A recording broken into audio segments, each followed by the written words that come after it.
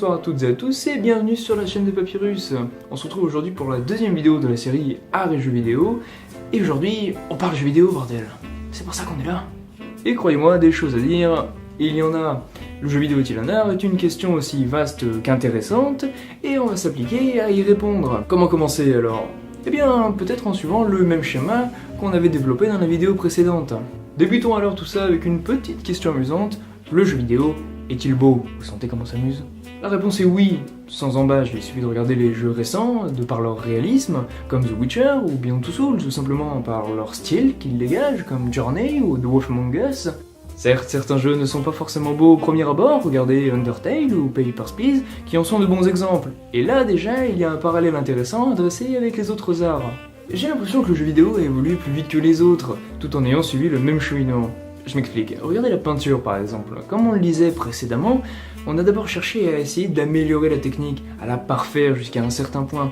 Un certain point où les esprits ont commencé à essayer de faire autre chose, explorer de nouveaux horizons. Jusqu'à un temps où cette recherche devient vaine, s'ensuit alors une période de déconstruction des codes, où la forme d'art est poussée dans de nouveaux retranchements. Cette recherche devient vaine car à un moment la technique devient si exemplaire que même des améliorations de cette dernière ne changent plus grand chose. Un exemple tout simple avec le cinéma, le passage du muet au sonore, le passage du noir et blanc à la couleur, puis à la HD, et avec cette dernière, on atteint une barrière plus vraiment dépassable. Et c'est pas la 4K qui prouvera le contraire. Une fois la technique parfaite, le cap change. Et c'est à ce moment-là que les choses prennent une direction inattendue et variée. Le cubisme en peinture, le mouvement contemporain en danse, ou la 3D au cinéma. En bref, un besoin tacite impérieux de rendre les choses plus belles avant de procéder à autre chose. Bien que ce ne soit pas une règle valable dans tous les cas. Quand tout le monde évolue vers un but commun, d'autres petits malins sont déjà en avance ou essayent simplement déjà autre chose.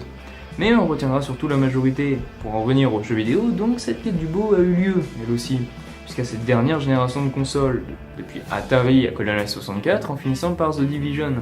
Cette avancée fulgurante est simplement due au lien intrinsèque entre JV et technologie. Cette dernière ayant évolué plus vite en 60 ans que ces 2000 dernières années, c'est normal. D'après moi, on arrive donc à la fin de cette quête du beau, et d'ici 10 ans, tous les jeux de AAA seront produits avec la même qualité graphique. Les artistes pourront alors se concentrer sur autre chose. Et tout cela promet des choses folles. Vous imaginez expliquer aux frères Lumière qu'un jour les films se verraient en 3D, ou montrer à De Vinci une peinture de Picasso? C'est exactement la même chose, et tout cela promet des choses folles et inattendues, déjà initiées par la réalité virtuelle. Néanmoins, pour le beau, il ne faut pas oublier sa subjectivité folle et se dire que la technique sera largement dépassée, et il ne suffit que d'un regard en arrière pour se rendre compte que le référentiel d'une génération est totalement dépassé par celle d'après.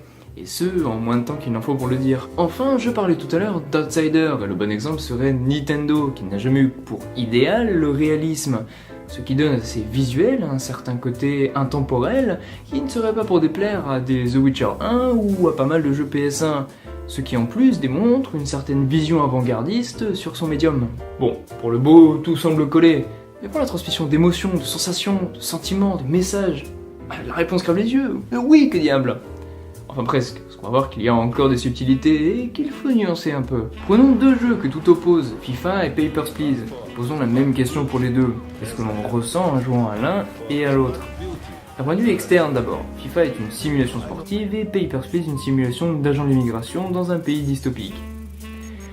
Il est bien connu que les compétitions sportives sont vectrices d'exaltation, de joie, de frustration et de tristesse, que l'on soit joueur ou spectateur. Et il est bien connu qu'agent d'immigration, ça véhicule pas grand chose, et c'est bien normal. Bref, en regardant de l'extérieur, FIFA semble plus à même de coller à la définition d'art que l'on a brossé que Papers, Please. Quid du point de vue interne alors? Si FIFA véhicule quelque chose, nécessairement le sport dont il est issu aussi. Alors pourquoi personne n'aurait jamais élevé le sport au rang d'art? Les règles sont les mêmes, tout est semblable. Peut-être en fait manque-t-il deux notions à notre définition, la partie pour le tout et l'évolutivité. Premièrement, on ne cherche pas à savoir si FIFA est un art, mais si le genre dont il est issu l'est. On pourrait donc avoir un jeu de sport, médium artistique, mais non le sport qu'il fait jouer. Je trouve le paradoxe assez intéressant. C'est comme dire que tout ce qui vole a des ailes, mais que tout ce qui a des ailes ne vole pas nécessairement. Toutefois, attention au syllogisme. Si, vous savez, le syllogisme, vous savez ce que c'est. Par exemple, tous les chats sont mortels, Socrate est mortel, donc Socrate est un chat. Grossièrement, c'est une généralité qui fausse le jugement. Ensuite, concernant l'évolutivité, quelque chose qui est figé, qui ne change jamais, ne peut pas prétendre au rang d'art, ce ce qui exclut le sport, mais pas FIFA, qui lui, bien qu'il ne change jamais, fait partie d'un tout qui lui, oui, change de règles, change d'univers, d'ambiance, de style, d'émotions transmises, etc. Et j'ai bien assez parlé de FIFA pour toute ma vie. Pour un jeu qui m'en touche une sans faire bouger l'autre, comme dirait ce bon vieux Louis-Émile de Réac, ça reste néanmoins un exemple bigrement intéressant. Pour conclure rapidement sur Papers, Please, le jeu se révèle finalement beaucoup plus varié dans les choses qu'il transmet. Stress, crainte, grisement du pouvoir, etc. Bref, le panel est vaste. Et ça en fait un bien meilleur exemple que FIFA pour rapprocher le jeu vidéo de l'art. En effet, selon votre façon de jouer à Papers, Please, vous ne ressentirez pas les mêmes choses, ce qui n'est pas le cas pour le jeu de foot. Néanmoins, c'est légèrement comme en mathématiques. Quand bien même tous les exemples connus fonctionneraient, cela ne prouverait pas grand chose. En effet, il faut le prouver pour le tout, et non pour tous. Ainsi, même si Papers, Please est le seul exemplaire connu de jeu vidéo et qu'il pouvait être considéré comme une œuvre d'art, cela ne ferait pas du jeu vidéo un art pour autant. Même principe qu'avec le syllogisme.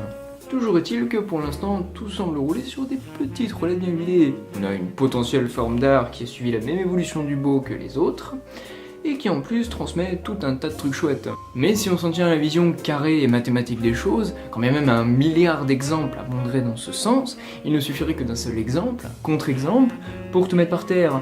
Si quelque chose volait sans ailes, si l'on reprenait l'assertion de tout à l'heure qui disait que tout ce qui vole a des ailes, cela suffirait à la décrédibiliser. Ici, c'est le même principe.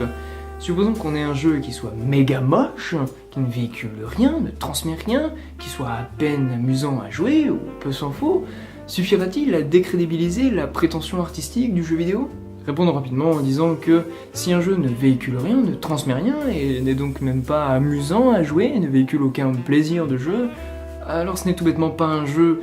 En effet, c'est tellement évident qu'on a tendance à l'oublier, mais si l'on cherche une définition de jeu, on trouve ceci. On peut définir le jeu comme une activité de loisir d'ordre psychique ou physique, soumise à des règles conventionnelles à laquelle on s'adonne pour se divertir, tirer du plaisir et de l'amusement. Si l'on ne s'amuse pas un brin, ce n'est donc pas un jeu, encore moins un jeu vidéo. Donc non, Link Face of Evil n'est pas un jeu. Merci à toutes et à tous d'avoir regardé cette vidéo. Sachez juste que la prochaine vidéo de la chaîne ne sera pas la suite d'art et jeux vidéo, mais bien une petite digression nécessaire à comprendre la fin du propos. Sur ce, merci d'avoir regardé, et à bientôt.